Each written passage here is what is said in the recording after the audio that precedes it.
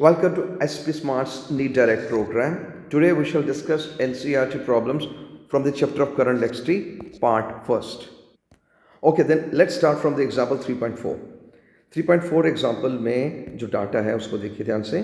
The resistance of the platinum wire of platinum resistance thermometer at the ice point is 5 ohm. देखो ice point का मतलब है resistant है 0 degree is 5 ohm. Alright. Next कहते हैं at the steam point it is 5.39. Steam point का मतलब हुआ at 100 degree it is 5.39 ohm. बस यहीं पे इसकी गलती पकड़ी गई. Is a big misprint in NCERT book. यहाँ पे गिवन है 5.39 लेकिन यहाँ सोल्यूशन में इसने 5.23 करके आंसर ही निकाला है. So it's better either I solve by this data or I make this correction and then solve it. And I prefer to maintain this data that he has given in the solution. All right. So I prefer कि 5.39 की जगह मुझे लिखना चाहिए 5.23 ओम, क्योंकि इसी data को लेके एनसीईआरटी ने ये आंसर निकालना है. Okay, so let's move ahead. तो ऐसा करते हैं, इस सोल्यूशन को इग्नोर करते हैं. Let's do in our own way. आप जानते हैं R equal R nought 1 plus alpha T standard formula है for temperature dependence of resistance का. इस आर को हम R100 अगर कह दें तो पुट हेयर 5.23 और आर नॉट की जगह पे आएगा 5 1 प्लस अल्फा टी यहाँ पे 100 है. ठीक है, तो इसको आप करेंगे simplify. 5.23 divide by 5 is equal to 1 plus alpha into 100. आगे चल के it becomes 5.23 by 5 minus 1 into 1 by 100. This gives you value of alpha. Alright, and it gives now value of alpha 00046, which I preferably write 46 10 power minus 5 per degree C. Once I have this value of alpha, the rest of the question becomes very simple. Now I should write R prime is equal to R naught 1 plus alpha T. Here R prime is something given here. बोला था at some unknown temperature it is 5.795 ohm. R naught पहले की तरह 5 ही रखेंगे क्योंकि given है ये 5 ohm. ठीक है, 1 प्लस अल्फा, अल्फा का ये value 46 10 power minus 5 into T. यही टी जो है मुझे ढूंढना है, मालूम करना what's the value of this T. So it becomes no 5.795 divided by 5 minus 1 into 1 by 46 10 power minus 5, और ये हमें t की वैल्यू दे रहा है. ऑल राइट, फर्दर आगे चलते हैं. It now becomes on further simplification it gives us 0.00345. all right, into 10 power 5, क्योंकि 5 हम ऊपर ले गए हैं तो इसको करिए सिंप्लीफाई.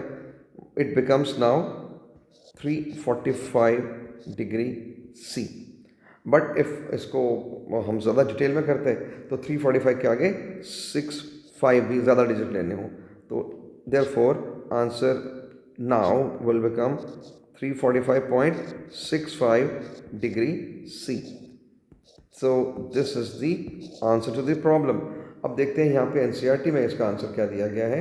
345.65 340.65 एग्जैक्टली वही है.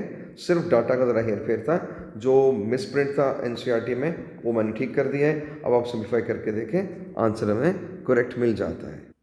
और अगर आप ऐसे कोई बच्चा इसको डायरेक्ट मेथड से करना चाहता है तो ये फॉर्मूला लगाया जा सकता है जिसमें टी आपको डिटरमाइन करना है. R T is the temperature sorry resistance at this temperature 5.795 और आर नॉट जो है वो वही जो 5 ओम था गिवन, और R100 ये गिवन है ये 5.39 minus R naught which is 5. इसको सिंप्लीफाई करें तब भी वही आंसर आएगा. नो चॉइसेस और कि कैसे आप करना चाहते हैं, दोनों मेथड इक्वली करेक्ट है. Okay, no let's move on to example 3.6. ध्यान से देखिएगा, इसमें ये एक क्यूब दिया गया है, स्केलेटल क्यूब, जिसके अंदर जितने भी रेजिस्टेंसेस हैं ये each one of these they are all equal, ठीक। और उनकी वैल्यू ये 12 के 12 जो हैं रजिस्टर्स जो हैं इनकी वैल्यू है 1 ओम ईच। ऑलराइट, इट्स गिवन, ये लिखा 1 ओम। अब आपको कुल मिला के कितनी रेजिस्टेंस बनती है स्केलेटल क्यूब की ये मालूम करना है, and current through each edge of the cube ये भी मालूम करना है। एक बार प्रॉपर रीडिंग देते हैं। A battery of 10 volt negligible internal resistance is connected across the diagonally opposite corners of the cubical network of 12 resistors each of 1 ohm.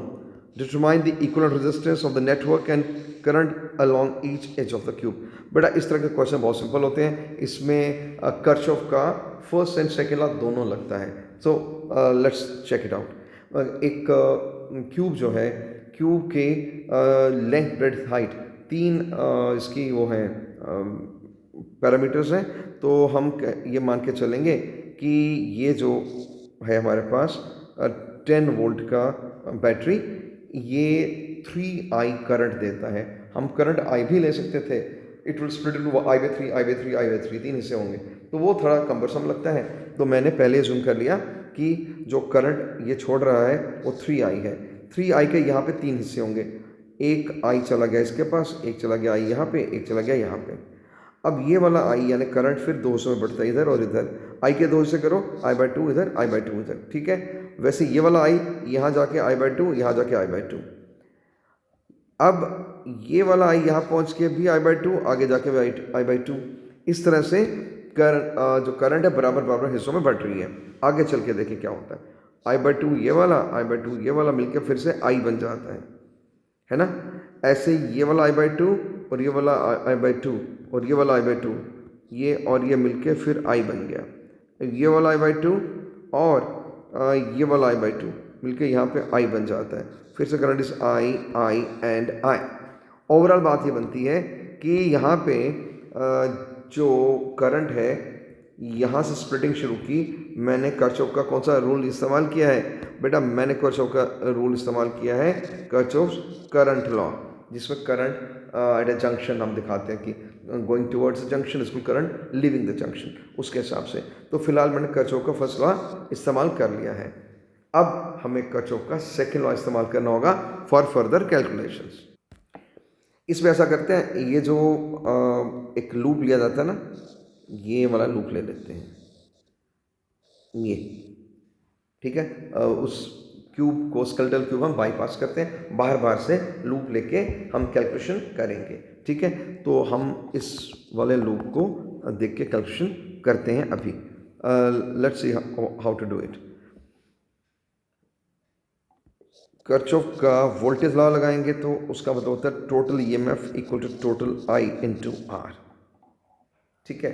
तो इसमें टोटल ईएमएफ एक ही सेल है तो ई लिखा, आई इंटू आर। देखें ये है आई, ये है आर, ये है आई बाई 2 इंटू आर, फिर आई इंटू आर, ये वाला आई और आर, ये सब मिला लो, सिंप्लीफाई करो, क्या बनता है 2IR plus I R plus 2IR by 2। क्या किया मैंने? एलसीएम लेके सिंप्लीफाई किया है।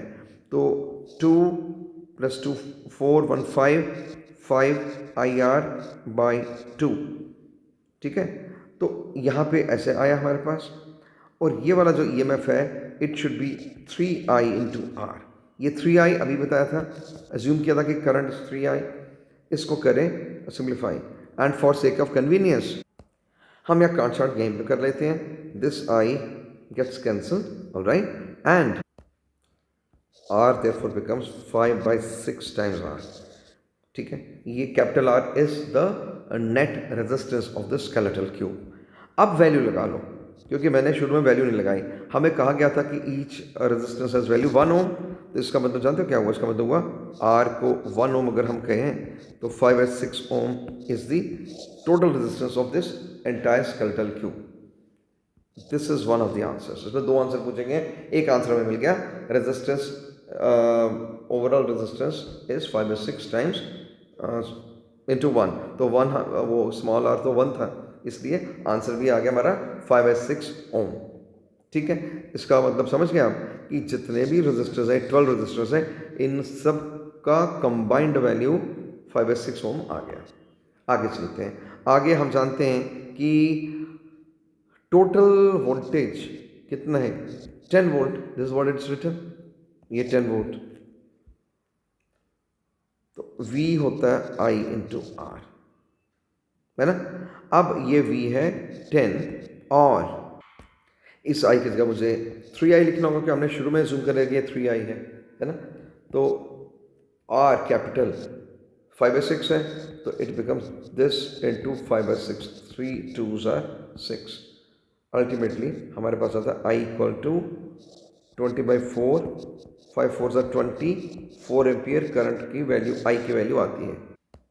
अब जैसे कि कहा गया था कि हमें निकालना क्या है यहाँ पे, ईच एज, यानी यहाँ पे जब दिखाया गया करंट I, तो उसका मतलब हुआ आप लिखेंगे यहाँ पे 4 एम्पियर्स।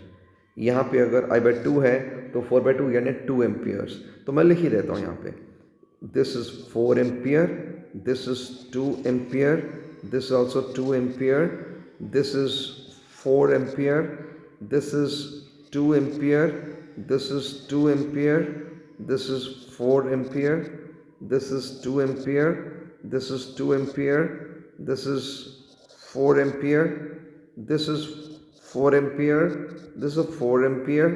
तो इस तरह से आप देख लो हमने हर जगह पे लेबलिंग कर दी है। So these are the currents through various parts of this skeletal cube. और यहाँ पे जहाँ 3I लिखा है 4/3, that is 12 ampere, that is overall current थी 12 एम्पियर। इतना इतना तरीके से ये अलग अलग हिस्सों में बट गई है। This how we can solve such a problem. All right, so that's all for today. God bless you all.